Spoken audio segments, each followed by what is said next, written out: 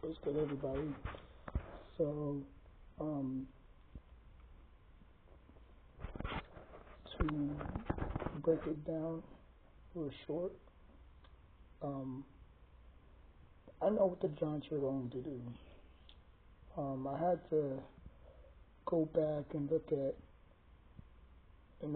all the third round picks that the Giants had over the years. Um, the only time they, the only two times they actually traded a pick was obviously the 2004 draft and I believe the 2017 or 16 draft where they traded down to get Landon Collins. I think that's the only two times the Giants actually traded their picks. Um, obviously, one succeeded, the other one failed. Obviously, Eli succeeded. Landon Collins was a total disaster. He was pretty good. I'm not gonna lie. 2017, he was not really that bad. He was leading the Giants in tackles and tackles for loss and breakups or whatever.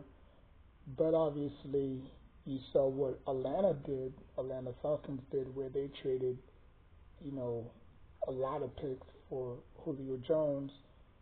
That obviously ended up them going to the Super Bowl, even though they blew that 28-2 lead. They still made it.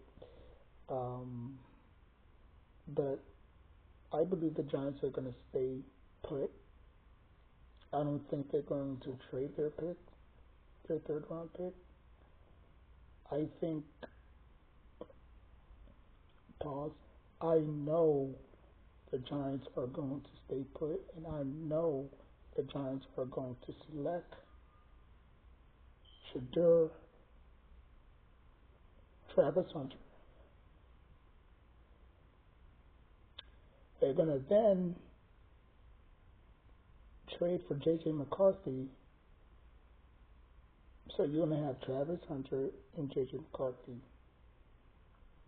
There you have it. Because the way I see it, I think Aaron Rodgers is going to follow in Brett Favre's footsteps. I think he's going to go to they started with the Jets,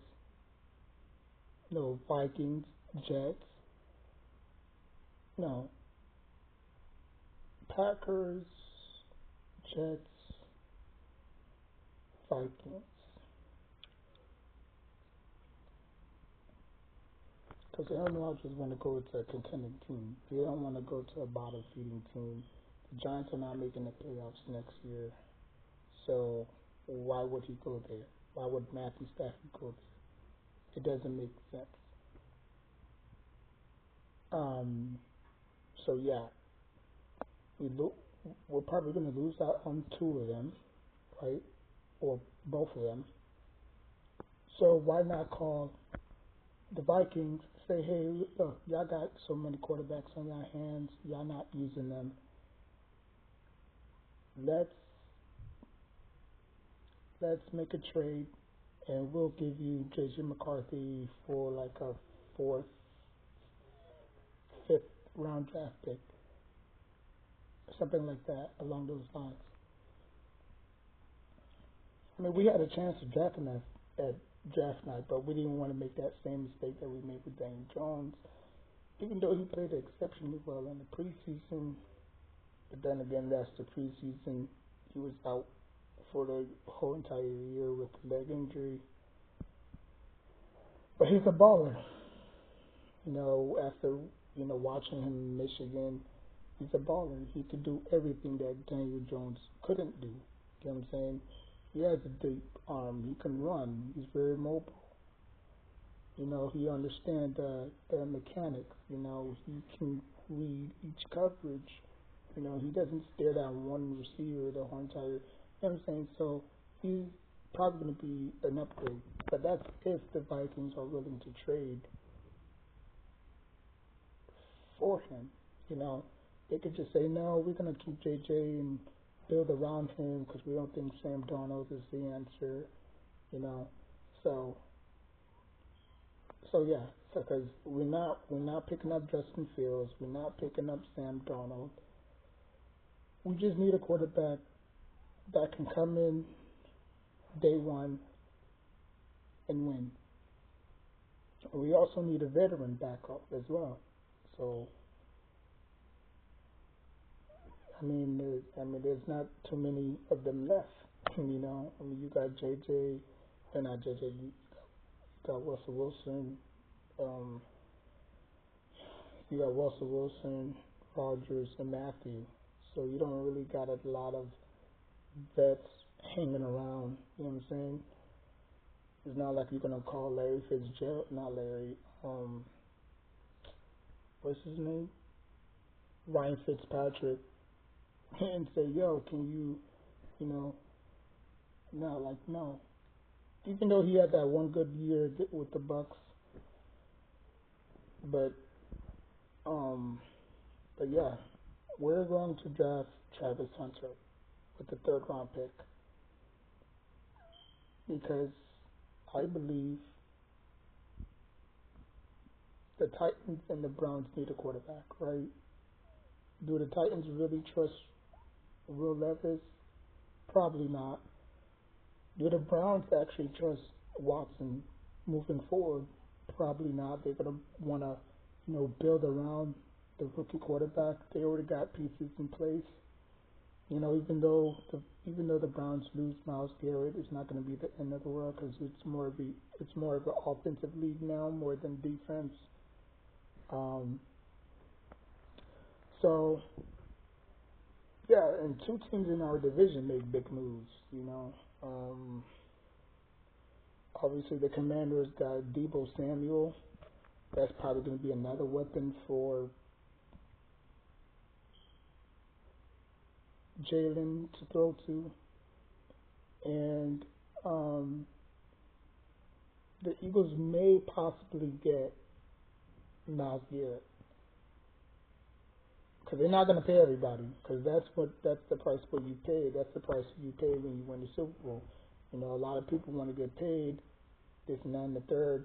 Saquon Barkley just got a 2-year extension, so I guess that's just to reduce the salary, because they did before he signed with the Eagles. He signed like a 3-year deal, right? So now it's like a 2-year deal. I think that was because they're trying to reduce the salary, whatever their salary is. They're trying to, dumb it down to, a fair price to get Miles Garrett. So their defense is going to be 10 times better. You got Slay, you got Miles Garrett now, you got all those other guys that can contribute. So their defense is going to be very, very deep. You know what I'm saying? The Cowboys haven't really done anything, and the Giants haven't really done anything in the off season yet. We're still in March, so free agency is well looming. I don't know when free agency is, but you don't win a Super Bowl in March. That's just the same, And that's what Jerry Reese used to always say. You never win the Super Bowl in March. March is in free agency, right? So that's where teams can open up their, that can open up their pen and paper and just, start drawing checks. You know what I'm saying? Um, but yeah, but I totally blame this on the Giants franchise. I think the Giants was too coddled with Eli, not really preparing them for the future after Eli. Because if you really think about it, look at the Ravens. They moved out for Joe Flacco, got Lamar Jackson. You look at Pittsburgh. Obviously Ben Roethlisberger retired. They had a plan. They had a quarterback. Boom. The Giants never had that because Eli was always available. Like I can name you a few quarterbacks that we had who never saw the field outside of Geno Smith, right? Outside of Geno Smith, but obviously Ben McAdoo didn't really know what he was doing. He benched Eli. Should have never benched Eli, but he did. And obviously Geno Smith started against the Oakland Raiders, and he sucked that game. He was not even good that game.